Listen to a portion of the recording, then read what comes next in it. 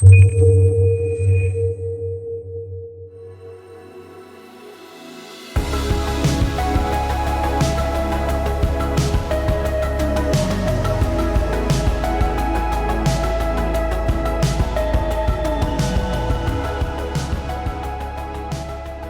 everyone, hope you're doing good. I'm Fred Ranger and I'm coming to you today from a beautiful location. It's called Lake Found and it's in Quebec, Canada. And we're here spending the week with the family, just relaxing and enjoying some nature. And you can actually hear some background noise. This is, therapeutic, just like photography is for me meditative. Being in nature sometimes, unplugging from the city life, so beneficial. Highly recommended for any creatives. But enough of the personal life. Let's talk about the subject of today. But before we do it, please make sure you subscribe to this channel and that you're hitting that bell notification to know when I post videos like this one. If you are interested in Fujifilm content, Leica, visual storytelling, POVs, and so on and so forth, and most importantly, if you want to join a community of almost 10,000 people on this channel, I couldn't believe it when I saw the numbers recently. I'm like, wow, this community has grown so much. So again, make sure you are subscribed. There's a lot of very, very interesting people in the community ready to help each other. And yeah, it would be a pleasure to have you on there and discuss. So enough of the shameless plugs. Let's talk about the subject of today. So if you follow this channel for a little while, you'll know that I'm a big fan of small rangefinder style or rangefinder cameras. As a matter of fact, I actually started my whole journey towards the Fujifilm ecosystem with a camera that's dear to my heart, the original Fujifilm X-100. That was a revolutionary camera back then because all the cameras were so big. I mean, I was on the Nikon system with all my big lenses, and I think it was a D700 back then that I had. When I discovered that little camera that was able to take some pretty decent pictures, and it had that quality in the JPEG files, and that was the original X100. It was actually called the Fujifilm FinePix X100. That was the original name, and I actually brought it on a trip, and I ended up shooting more with that camera than my, at the time, Nikon kit. And it was for me the gateway drug to the whole Fujifilm ecosystem. And if you look at this channel, there's actually a playlist of all the Fujifilm content I've released throughout the years. You can watch it if you want to, get to know a little bit more about my journey. But most importantly, how the X100 was so important to me. So I had the X100 original, the FinePix. I had the X100T or F, the F, and then I had the X100V or V. And today I have a chance to review the Fujifilm X100VI or VI, depending on how you want to see it. And I must say that this is a substantial upgrade. I mean, the one between the S and the T was interesting. The autofocus was a bit better. The T and the F was the lens that got upgraded. And here, I think it's probably one of the most important upgrades since the release of the camera 13 years ago. So I'm going to show you the camera, and the first point that I want to make, I'm going to talk about some of the stuff that I really, really like, and some of the stuff that actually I would like to see in a future version of this hidden gem that is, it's not hidden anymore, that gem that is the X100 series. I have it right here in the fanny pack, and this is my first point about positive things on this camera. It is so small. They actually were able to, I'm actually able to fit it in my fanny pack like that, so I can always have a camera on me at all times. Even if they did fit an IBIS in there, and they did say that they had to increase the thickness just a little bit, like a couple millimeters, you don't feel it when you have it in your hands. So actually, if you look at the camera, it's not necessarily bigger. It doesn't look bigger than the previous versions. But I mean, again, we know that they had to fit an IBIS in there. And it does show a little bit when you look at it on top. But when you feel it in your hands, you can trust me, there's absolutely no feeling of it being way bigger than previous versions. So the first thing I really like about it is the compactness. It's been the thing for, 13 years now, and it's still the case with this edition. The second aspect of this camera that I really, really like, it is the 40 megapixel sensor that's in there. So first off, I'm like, wow, okay, so 40 megapixel on a APS-C sensor. I actually don't really know if that's necessary, but when I start using it, it's not about necessarily the details or the quality of the photo, although it is very, very good and very, very sharp, and I confirm that this lens does resolve that 40 megapixel. It is more actually the fact that you can crop in. So having the ability to do, like you can do on my Q2 as an example, cropping in from 35 to 50 to 75 or 90, I forgot which one is the third one, but you can actually crop in right within the camera. And as we know, the Fujifilm JPEGs are pretty powerful, so you don't actually necessarily need to go into any editing software, and you can actually do not only the JPEGs, but also the cropping within your camera. So that's the second part that I really, really like the sensor. Again, it resolves very, very high sharpness, the contrast, and all the good things that we know about the Fujifilm sensors, although somebody else makes them, but ultimately the X-Trans sensor that Fujifilm offers is very, very, very good, and also 40 megapixel makes it even more usable when you want to crop in with that fixed lens that you're fixed at 23. You can do, 2 or 3 way to crop in, and it's, yeah, you lose a couple megapixel, but again, you have 40 megapixel there, so that gives you more opportunity to do so. So that's the second thing that I really like about this camera. The third thing that I really, really like about this camera, and it is something that was present on the previous version, but that tilty screen, I end up using it so much, and I kind of miss it when I'm using cameras that don't have it. And every time I use my cameras that don't have it, I'm like, no, maybe I don't actually need a tilt screen, but when I have a camera that has it, I end up using it a ton, especially for those waist level shot when you do like this, very, very useful. And also when you want to do like this, it actually tilts more, I think, than the previous version when you do the top version like that. And also it doesn't tilt like on the side. This is something I would like to see, but again, just the fact that you have a tilty screen, you want to do some very low angle shots or very high angle shot, very, very useful, and I really, really like it. That's the third thing that I really like. And the fourth thing is actually the simpleness, and this is something that people don't talk enough about. I think cameras these days are very powerful, and you have, so many buttons and so many functions and so many menu things that you can dive into. But just the fact that, if you look at the back of this camera right here, it's very, very simple, right? So you don't have a D-pad or anything like that. You have that joystick that I would argue that it might be good if they revise it to make it a little bit more sturdy, but it works. It is a touchscreen, and it works very well, even in the menus. That's also something that's cool. And the button layout is very simple, and it can all be operated. This is probably the point I want to make, is that it can all be operated with one hand, and this is my right hand right here. So I can do the menu, I can do the play, I can do the display, I can rotate the switch here. I have access to the 2 buttons. So again, all with one hand. And on top, you've got that very handy button that I like to assign to ND filter. So I can click and already be in the ND filter on or ND filter off. And of course, you've got your front button that's also assignable, and you can change between OVF and EVF. And my last point about positive things about this camera, again, it's not something necessarily new, but I rediscover, quote unquote, the ability to shoot OVF and EVF. And although EVF is probably on 80% of the time, I like to see my shot in the film simulation and so on and so forth. I do switch it off sometimes and put it in the OVF mode, so it offers me a bit more like the rangefinder style experience, and you can see what's coming to the frame. You've got your frame lines in there. I'll put some B-roll just so you can see.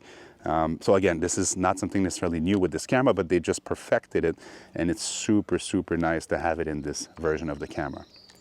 The fact that it's weather sealed, all you'll need is just a little accessory. We're going to talk about accessories a little bit later on, but with that little filter on top, it's fully weather sealed, and this is also something that adds a peace of mind when you have one single camera, especially when you travel. And I think this is probably the ultimate travel camera.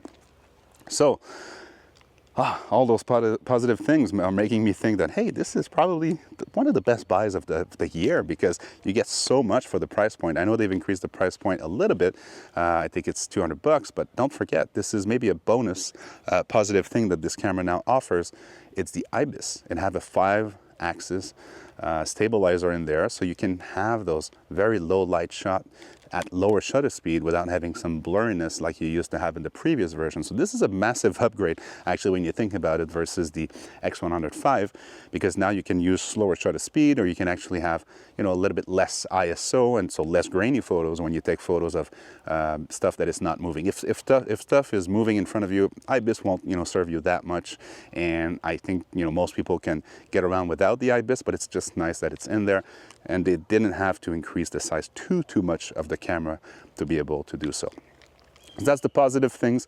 The things that I would like to see improve in the next camera, I think you're gonna see me coming here. This here is probably one of the worst batteries in today's standards, because in the past it was pretty good when you had an X-T3 and an X-T2, and those were the revised ones. You know, they added a bit more capacity in them, so pretty cool. But to keep it small, you know, but I would prefer to have the newer batteries, or a way to bring the new battery power within this type of camera, because the battery life isn't great, and when you add it in IBIS and all these new features in it, it's starting to test the limit of a battery that is so small.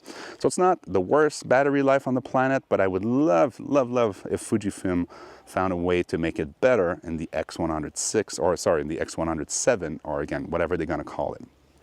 The second aspect that I'm not sure I enjoy that much is the build quality. I mean, this camera feels good in the hand, and it feels, sturdy enough, but I would love it to be a bit less plasticky on the feel and the look. But I understand again that they need to keep the cost affordable, so this will never feel or actually look like a Leica camera, and that's fine, because it's not the same market that they're targeting, although some of it might be hybrid. I'm a proof of that. I have Fujifilm and Leica cameras, but that's another story.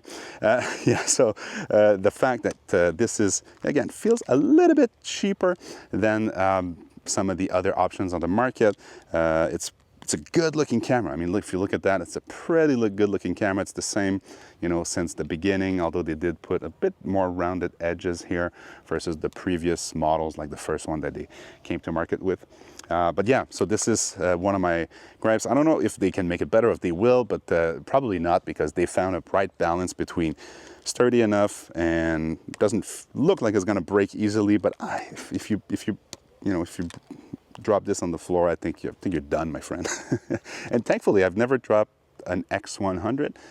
No, I've never dropped an X100. I've dropped multiple other cameras. I have my X-T2 screen smashed and had to send it back. But these guys, I don't know, maybe I pay more attention when I have them in my hands. And the third one is, I think the lens, if you look at, how it resolves, it's super good, but I think it might be time to offer more options.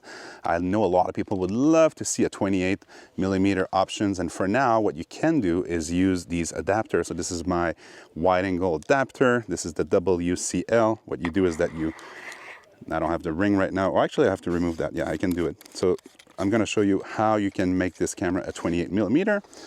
You do this, you put this extension or this adapter lens, and there you go. You have a 28mm Fujifilm X100. Boom. 6. Is this the Leica Q2 killer? I don't think so.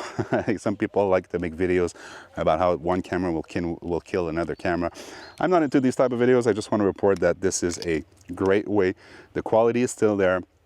It might not be as sharp as if you didn't have that adapter on, but it's a nice option, and it doesn't break the bank either. I think it's $300 if you want to have that 28mm option for your Fujifilm X100.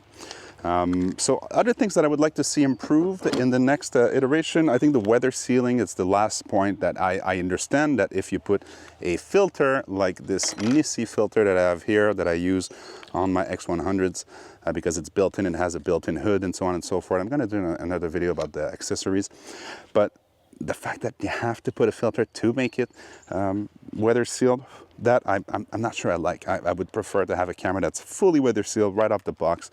It would actually add even more peace of mind.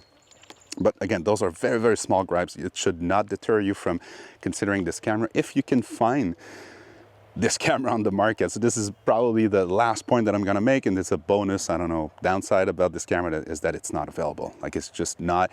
I had a conversation with Mark on the Fuji Love podcast recently. I'm gonna put a link down below if you want to listen to that episode, but we had a long conversation around how can this be possible, right? So when they had such a great success in the past with the X-100V or V, and now with this one, and they even moved the production to China to make it actually more rapid to market, to go to market, and it's still not available right now when you order. Some people are waiting 4 months, 5 months, 6 months. So that's my only gripe. Maybe the next iteration, let's make sure that there's enough stock for everybody. I'm sure, Fujifilm are intelligent business guys and they can figure that one out. So before we wrap up this video, I want to leave you with some accessories that I think you should consider, because they are making my shooting experience so much better when I use this small little camera versus, you know, just having it bare naked. So the first one is that thumb grip. I think you should definitely consider a thumb grip. It doesn't have to be this one. I actually love this one. I'll leave a link down below because it has a folding system here, so I can still access all of my knobs right here on top and on the back like that, and I can put it back and have a sturdy grip with the camera. So that's the first one you should consider, probably the most important one in everything that I'm sharing right now. The second accessory that I think you should consider is a wrist strap. And if you look here, I've got the Woolton Craft. I highly recommend those products. These are quality products. This is leather, and they just look, you know, damn cool when you look at them also, and they feel great when you have them on you. So this is the wrist strap like that. It's a small camera, so you know you can have it hanging there, or just having it in your hands like that gives you extra security that you won't drop it. They also make another one that's for the neck right here, and again I'll put links down below if you want to take a look, but this is the neck strap. And you've got the wrist strap that, again, for this type of camera, I highly recommend that you look into a wrist strap. Third element that I think you should consider is an important one, and this is a filter. If you want to put, or if you want this camera to be weather sealed, this is the Nissi one that I'm using. You have to consider putting a filter on it to make it 100% weather sealed. And the Nissi one, I'm gonna show you why I like it. It actually has the filter here and the ring right around it, so it's a one-shot operation. There you go. So you've got both your, you know, lens hood, although it's a very small one, and you've got your filter to protect the lens, so it makes it a weather seal operation right there. And the last one is an interesting one. It's not everybody who likes to have that, but I like to have a little shutter or soft released on top here. It has some screws on the top, so you can screw in whatever you like, and you can find them on Amazon, or you can find them at your local photo store, but that makes it, again, very easy to put your finger a bit like so versus having it always on the tip of your finger. Put it like so, and then the shooting experience becomes a little bit easier with a soft release. So those are my thoughts around the Fujifilm X-100VI, and as you can tell, very, very interesting camera. I do like it a lot. I'm gonna end up buying one, not sure, because I do have the Leica Q2, but I think this is a very, very interesting contester if you want to have an all-in-one camera. If you have any questions about this camera, please ask them down below. If you have an X-100VI and you want to share your experience, please share your experience down below, and we're here to help each other. So if you have questions about anything on this camera, I'm sure some people will go in and have a chat, and I'll be there also to support you. I've been Fred Ranger, again, coming to you from this beautiful location in Lake Fountain. I'm gonna go back shooting. Maybe the next video I'll throw some images up so you can actually see what this camera is capable of, and we can have a discussion around that. So until then, please be happy, enjoy life, and enjoy your Fujifilm camera. Cheers.